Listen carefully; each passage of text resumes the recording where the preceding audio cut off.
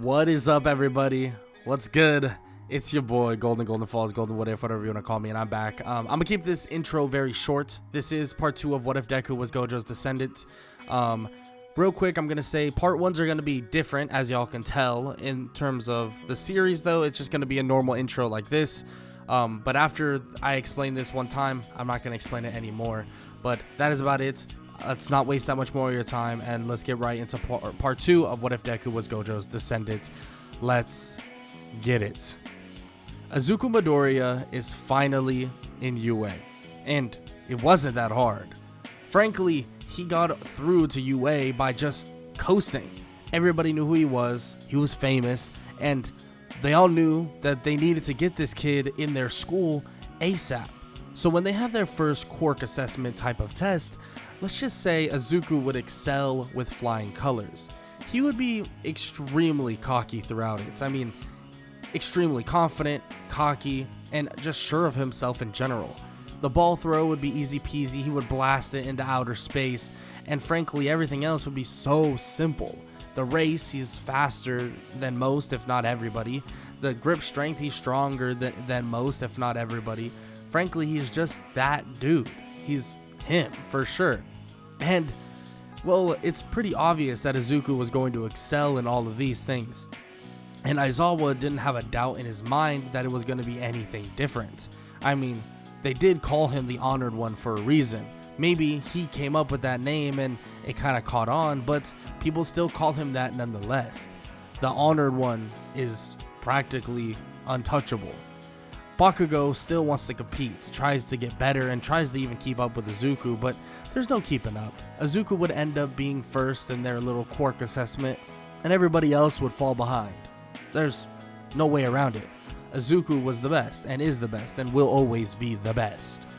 Izuku makes it relatively clear that maybe someday they will be strong, just like him, but that day just isn't quite yet, so they'll have to try harder. It's as if his emotions are infectious. The smile he gives is contagious. Everyone around him is either a hater or a complete fangirl. There's really no in between. And even one like Mina would be kind of just fangirling over Izuku over and over and over again. Almost all the girls are, really, let's be honest. Izuku's kind of that dude, you know? So he would be confident as always. Aizawa would kind of think that he probably needs to bring the kid down to earth, but how are you supposed to do that? How are you supposed to do that to a kid that is extremely powerful and can't really be touched at the moment? And maybe will never be able to be touched ever. But still, Aizawa tries to keep him relatively in check, and Izuku is respectful. I mean, don't get me wrong, he's very, very respectful. That's the type of person he is. He gives respect as long as that respect is earned. He'll give all the respect to Aizawa, to All Might, to Nezu, to all the pro heroes that truly deserve respect. And, I mean, that's just a given. He's really a good dude in general, but he is confident. He is pretty much over his own head in terms of his abilities, but to be fair, his head is like in space itself. That's the bar that he kind of sets. But after the quirk assessment is over, Aizawa does his usual threatening of expelling somebody and so on and so forth, but Izuku's not worried at all, at least not for himself. Next day though is when the first time Izuku would actually be able to get his hands dirty, get some training in.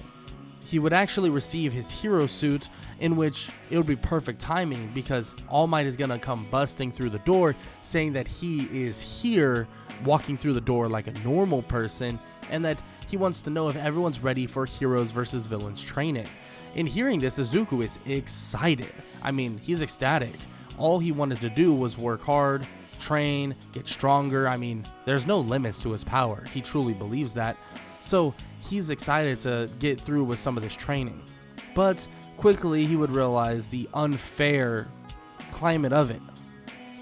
He would soon learn that the training is actually going to be, well, heroes versus villains, 2 versus 2, being that it's Izuku and Mina Ashido, and also it's Bakugo and Tenya versus them. I mean, this isn't even a fair matchup.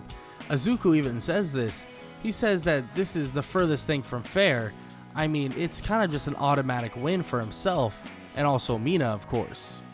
And All Might kind of chuckles at this and asks what he thinks they should be doing then, and Izuku stands there with his hands in his pockets thinking, what should we do? What should we do? A couple of them are confused. Why is All Might just, saying that they'll do whatever Izuku wants? But they don't know that Izuku has already had a run-in with All Might. All Might has seen the power that Izuku already has used before. So the fact is, All Might's pretty confident that Izuku can kind of do whatever drill he wants to do, thinking that maybe he'll do a 1 versus 2, maybe 1 versus 3, but would be surprised when Izuku says that he'll take on all of them at the same time. All Might is shocked and says that's probably not the best idea, but Izuku says that he'll be just fine, and he won't even do any of his special moves, and nothing crazy. He's not gonna blow people up or anything. All Might is even more shocked. Young Midoriya, you're telling me you're not gonna use your full power, right? Izuku would say yes. He doesn't have any intention of using his full power, and frankly, there's no reason for him to either. All Might is completely taken back by this, but he tells him that, well, since he seems confident, they'll give him the chance. Izuku Midoriya against his entire class. People like Todoroki, Tenya Ida, Katsuki Bakugo, and powerhouse hitters all over. But it doesn't even matter. When they all go to the field, they all stand there waiting to fight Izuku. They get their go-ahead. And immediately the first person that charges in, being that of Kirishima, believing that he could tank some of Izuku's hits, takes one blow to the jaw, and he's out, unconscious. Everybody is completely shocked. They all charge at him in unison, Todoroki shooting a giant iceberg, but in a matter of just one hand out, it's as if it explodes into nothingness. And Todoroki is shocked as well, continuing to shoot ice at him as Bakugo shoots explosions at Izuku as well, but not a single thing even touches him. Izuku would grab Bakugo by the face, dragging him through the mud as he throws him the opposite direction. Izuku would look toward more people coming his way. He would sweep one of their legs, kick the other one in the chest, and immediately kick the other one in the face. One after another, they're dropping like flies. He would immediately attack Todoroki, being that he is the, harder in terms of difficulty of students. He takes out Todoroki almost instantly with one gut punch, knocking the wind out of him and knocking him out entirely.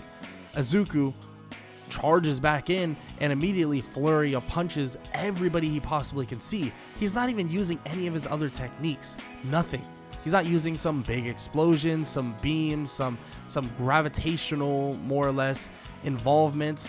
He's not creating a black hole, sucking them all into an abyss of nothingness. No, all he's doing is boxing. All he's doing is kicking. All he's doing is throwing hands. And Izuku is proving to all of them that he's so much farther ahead. In a matter of 30 seconds, all of them lay on the ground. All of them either out cold, extremely hurt, or knock the wind out of you, stuff like that, or just playing like they're out cold. They don't want to get hit anymore by Izuku. It feels like he's hitting them with 20-pound hammers, as if he's laying these hits and they're hurting so bad. Izuku's accuracy, his potent attacks make everybody definitely rethink how their training is coming and how much they've worked in terms of being a hero.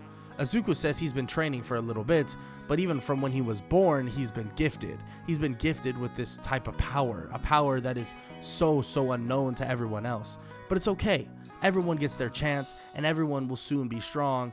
Maybe not just like him, but they'll be strong in their own right. All Might is completely shocked and gives Midoriya a big thumbs up, saying that the students being in a defeat like this, having somebody to chase after so much is good for them. It might sound crazy, but people like Izuku need to exist so others can use him as a baseline, so others can push themselves harder to try and transcend their own limits, transcend whatever capabilities they have or what the restrictions they think they have, and try to catch up to Izuku. Izuku is so gifted and trained so hard that it makes it feel as if he's untouchable. But being untouchable in the grand scheme of things is good for everyone else, because they want to be just that as well. They don't want to see someone like Izuku have all this success. They want to have success too. And that's exactly what's going to drive Bakugo. That's exactly what's going to drive Todoroki. And even Izuku gives them kind of their own props, saying that Todoroki's ranged attacks were definitely an issue. And if he allowed him to kind of just completely unwavered just throw attacks at him, it might have become an actual problem. But it seemed like that Todoroki was slowing down anyways. Todoroki doesn't even say a word about this, kind of staying silent, just scoffing at it. He talks about Bakugo. Bakugo shouldn't have been leading the charge. Maybe if he stood behind someone like Kirishima, someone like a shield, and used that as a way to attack, he might have been able to do it even better. But as he's giving advice to everybody, let's just say there's a couple people there that aren't too fond of advice. I mean, it's an ego thing, of course. I mean, Izuku has a little bit of an ego too, so you can't really dock him for it. People like Bakugo, people like Todoroki, they don't want to hear what they did wrong. But other people like Asui, people like Mina, people like Tenya Ida, they would love to hear exactly what they should be doing better in the future. How can Tenya utilize his speed more effectively next time? How can Mina use her long-range attacks with her acid more or less to help everyone else and not just herself?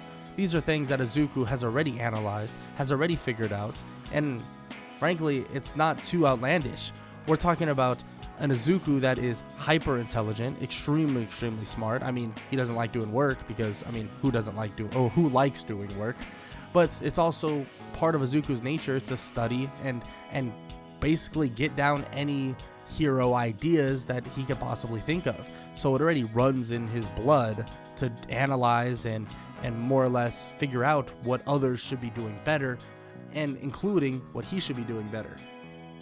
With that said, the whole heroes and versus villains training kind of came to an abrupt end, because it wasn't really heroes versus villains, it was kind of Izuku against the whole class. But it's still good training. All Might even agrees with the statement of it being solid training nonetheless. And with all this said and done, they all head off to their other classes. The day finishes up, and maybe even a couple days would go by, and finally an announcement from Aizawa about the USJ would come about, a rescue center that would give them more training. This is what they wanted. I mean, especially after what Izuku talked about and said, a rescue training portion of everything would be beneficial. I mean, not everything is just brawling, fighting, being stronger. Some things are knowing how to rescue, how to properly rescue, how to save people from a burning building, from a collapsed building, from a mountain, being stranded, stuff like that. I mean, it's all important, and Izuku believes this to be true as well. So when they all hop on the bus and start heading to the USJ, they're all talking about who has the strongest quirk, but they exclude Izuku. It doesn't really count. I mean, Izuku is so powerful at this point that it's not even a question. They're more asking who they think has the second strongest quirk. Let's all be, completely truthful about it. Izuku being number one, he talks about the two people that you could argue has the strongest quirks, but strength is also measured in various different ways. I mean, in terms of utility, I mean, he would take someone like Momo over someone like Bakugo or Todoroki. Both of them would kind of scoff at this, but at the end of the day, Izuku would be correct. I mean, Momo has a quirk that allows her to create practically everything that she understands. This would be, in terms of utility, a lot better than having somebody that could brawl with him. I mean, or shoot explosions, or shoot ice and fire, or if he ever uses his fire. But still, it would be better in terms of utility. I mean, even someone like Asui. I mean, yeah, it's kind of odd. Yeah, she has all these perks of being a frog, but being a frog, it gives her more mobility, someone that wouldn't be actually too in danger throughout the fight. She has more utility with certain moves and certain styles of fighting she could use, so it would also be helpful. You got to think about the hero that you're teaming up with. That's the way Izuku thinks about it. He talks about that if he teams up with anybody else, right? He teams up with anybody else that's strong or has a high quirk strength, you might not get as much out of it. Because when we're in situations like rescuing people, I mean, Momo is going to be better than practically everyone there. he brings this up, and a lot of the people there get kind of jealous in a way that he complimented her in such a manner. But Izuku is just saying that he's being transparent about it. At the end of the day, he doesn't really need anybody's help to, save people, but he just wanted to bring that up. So strength of quirk doesn't necessarily matter, at least in the grand scheme of things. He makes this pretty clear because, he doesn't want all of them thinking that just because you have a weak quirk means that, or a quirk that can't really fight, doesn't mean you can't be useful. You can be useful in so many different ways. As he says this though, they would finally arrive at the USJ. Everybody would get settled in and begin to walk in toward the USJ as Pro Hero 13 would not only introduce herself, but also greet them all in. He would watch as everything's going about, but soon he would get this very eerie feeling. He would listen to Pro Hero 13 as she talked, and Izuku would walk over to Aizawa with his hands in his pockets, telling Aizawa that he has a bad feeling that's coming from that central direction. Aizawa looks at him oddly, but then looks back toward the fountain. As the fountain is nothing, or it's just standing still, nothing is happening. But eventually a portal would open up. That portal would open up and a bunch of villains would come out. Aizawa would tell Pro Hero 13 to protect the kids, but then look at Izuku as he already knows Izuku's ready to make his move. Izuku knew this was going to happen, so there's no way Izuku is just going to stand there and do nothing. But just as Aizawa is jumping into action, he sees Izuku jump into action right next to him as well, as if it's in a flash. He's so quick. Like, Aizawa didn't know that Izuku could even move this fast. He hasn't seen him move this fast, but to be fair, should he even really be surprised? This kid is extremely powerful, and at least you gotta let him help a little bit. He heard about what happened in terms of hand-to-hand combat against his entire class from All Might. So Aizawa shrugs it off and says, F it, let the kid fight. He lets him fight, and let's just say Aizawa and Izuku wipe the floor with all the small fry villains. We're talking about every last one that are there are destroyed in a matter of 15-20 seconds. Maybe it's more Izuku than Aizawa, but still, Aizawa could knock out a couple of them pretty quickly too, and Izuku with a giant bang, a giant flash, a flash that is known as Black Flash, he would be able to absolutely obliterate 3 to 5 to maybe even 7 of the villains at once just from the shockwave alone. This power alone is insane. And then on top of that, the villains can't even hit him. They try to punch him, and honestly, they probably break their hand on the barrier of more or less infinity that they try to freaking punch through. It's as if they're punching a brick wall. They're punching something that doesn't even exist. It's kind of insane, in fact. But there's one thing that the villains did to make sure that they were prepared. They were prepared to fight this kid. But at the same time, they may have underestimated how truly strong he is. And let's be honest, they've only heard rumors. That's it. No one has really heard how strong this guy really is and how powerful he truly is. Think about it. Hasn't been shown doing anything too crazy. The villains haven't seen it, and heroes haven't really seen it. He did defeat the sludge villain, but that was without anybody watching. Only All Might really saw it, and he didn't even see all of it. He only saw a portion of it. So when the villains bring this monstrous Nomu to take down Izuku, how prepared is that Nomu? It also might be built to beat All Might, but there's rumors that this kid could eventually be stronger than All Might. But guess what? Izuku believes he's already stronger than All Might. That's what he thinks. And that's what he believes, and maybe he's right. Izuku would await Shigaraki to begin speaking. Shigaraki starts talking about how this Nomu is built to kill All Might, and he's going to more or less rip him limb from limb. But Izuku laughs at him, chuckling, saying that he can send the Nomu at him right now. Why not? It'll be more fun that way. He tells Aizawa to back off to make sure that he's at a safe distance, and he tells Shigaraki to send the Nomu right at him. Send him straight to him, right here.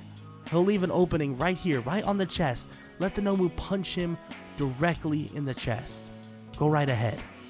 And just as Shigaraki calls the kid's bluff, saying that, oh, well, he must be bluffing, of course, he sends the Nomu at him. The Nomu would run at Izuku. The Nomu would punch right into Izuku's chest. Or at least, that's what everyone thought. That's until the smoke clears from the massive punch and the shockwave that was made, and there's no damage.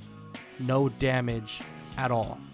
Izuku grabs the Nomu by the arm as a somewhat sort of barrier begins to surround the small little area around them. It's as if it's sealing themselves off. It's sealing both Izuku and also the Nomu off.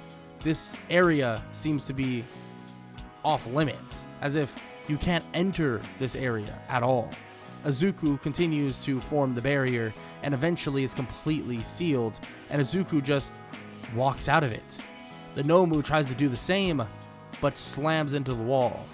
Izuku shakes his head and says that's a barrier, a bit of a cage you could call it, but he's never used it in this way. I mean, not at least specifically, but he knew that it would kind of work out for the best. He has the Nomu completely captured, because maybe even brute strength wouldn't be able to kill the Nomu, but as long as it's kind of sitting in its little clear jar, it's not like it could do a single thing anyways. Izuku would then look towards Shigaraki and also Kurogiri. The entire area around them seems to change. The entire area was completely different now, as if they're in space, as if they're in some sort of infinite void. Izuku calls this a domain expansion. He's able to more or less manipulate the area around him, or at least the metaphysical space, and it causes the victims to receive all kinds of stimuli and information, and it's endless. Izuku uses this on Kurogiri and also Shigaraki, but he makes everyone else immune to it. As he's doing this, he's kind of just sitting there watching as Shigaraki is freaking out, having some sort of panic, freaking entirely, but Kurogiri seems dormant. But Izuku can tell that it's working on him. He's not exactly sure how, but it's as if the endless stimuli, the relentless information that is being processed and thought through and changed and developed, everything is changing within Kurogiri. He might be tapping into something different. He watches as Kurogiri just flops over as if nothing is able to change, as if he's not able to do anything, and Izuku's confused, but then he looks toward the Nomu. That thing has been mind controlled this entire time. What if Kurogiri was as well? Now this is a revelation he didn't think about, but just as he thinks about it, Shigaraki would then fall through a portal. But he looks at Kurogiri and he didn't do anything. It must have been from somebody else, somebody that is very, very strong. Izuku can sense it. He knows who did it. He's heard the rumors and he knows exactly who this person is. They misplanned, which is ironic for the guy who kind of bailed them out, but still, they weren't ready for exactly what Izuku was. Izuku would then release his domain expansion, and he would look at the Nomu and also Kurogiri, who were on the ground left over. Heroes that include All Might and many others would finally arrive, but everything seemed to be handled relatively easily, and Aizawa just doesn't even know what to say. I mean, this kid, he's just levels above even pro heroes. The way he was able to handle the situation, the way he was able to just coordinate himself and handle and isolate threats that he knew were on the field. He was doing this all subconsciously. He's happy and go lucky, never serious, laughing all the time, but he's very, very locked in when it comes to this, when it comes to these situations. Izuku would say that Kurogiri is actually a mind-controlled human. He's not so sure who he is, but they can probably figure it out with all the tech at UA. He dashes over, grabbing Kurogiri, and he says that since the Nomu is, kind of just staying there, they might want to lock him up as well. The Nomu seems to be something very similar. Seems to be a human, but, made into a monster. But at the same time, no orders or anything like that will come about with the Nomu being away from Shigaraki. In which it's good to hear, because they don't want the Nomu to go rampant, but they are curious about Kurogiri. They're curious about what kind of stuff is going on in the thing's head. So they do bring him in, and they bring him into a high-tech prison. Izuku tells Aizawa that whatever is in Kurogiri, or whatever's going on there, that thing is a human. It is a being that doesn't have a choice, being ordered around. He's seen it before. I mean, he could tell. Some are more or less controlled by fear. Some are controlled because they were not in the living anymore. Some were controlled because their minds were weak. Izuku has heard, seen, and experienced a lot of things. Yes, some things that he probably shouldn't have seen and probably shouldn't be admitting because he's going to get in trouble, but he wants to make sure that they do take care of the situation properly, telling Aizawa that that could be a possible human in there that they could save. Aizawa nods and says that he understands. Trust me, that he'll be taking every precaution they possibly can. Izuku is happy to hear this because he just wants to continue on with whatever training that UA holds and wants to continue on with whatever events that UA has in his future, in which the next thing that is in his future is the UA Sports Festival, which is something that super excites Izuku. I mean, come on, it's a UA Sports Festival. He'll be able to take on everybody, take on his teammates, his classmates, the other classes, and so on and so forth. Izuku can't even wait. He's ecstatic. So on the day of the UA Sports Festival, he's just awaiting the signal to go out. But just as that signal is about to come, Aizawa would walk into the tunnel to go grab Izuku, telling him that he needs to come with them now. Izuku asks why. I mean, come on, like, he's just going to the sports festival. He's gonna go have some fun. But Aizawa says that it's important, very serious. Izuku says all right, and he follows him to the prison, and eventually would learn why he's there. It's Kurogiri and the Nomu. More specifically though, Kurogiri. I mean, there's some things to think about. How did Izuku know that he was more or less a human with inside? He explains exactly how he knew. His whole domain expansion, it creates this stimuli, all kinds of stimuli, and endless information, basically restraining the thought processes and actions of the beings that are more or less taken over. But when he did that, Kurogiri had an odd effect. Since Kurogiri doesn't think for himself, shutting down the thought processes of Shigaraki and also Kurogiri separated the consciousness. So the mind that was more or less broken, told what to do over and over and over again, was now free of that. But now getting Kurogiri away from that would be kind of difficult. Trying to break him free from that might be difficult. They ask if he can do it, and Izuku says that he has no idea. I mean, you're asking him to do something like breaking complete mind control. I mean, this person could be mentally broken. This person could be dead for all they know. And they're just in a dormant body in between realms. So he doesn't know if he can. I mean, he can give it a shot, but what would him activating his domain expansion really do? If it reversed the effects the first time, it might just damage him more the second. Of course, Aizawa thinks that these are possibilities. Of course there are. But he asks Izuku just to do it one last time on Kurogiri to see maybe it does the opposite of effect on someone who's brainwashed. Maybe it does the opposite effect on someone that doesn't have stimuli at all anyways, doesn't have information in their head anyways. It's all just blank.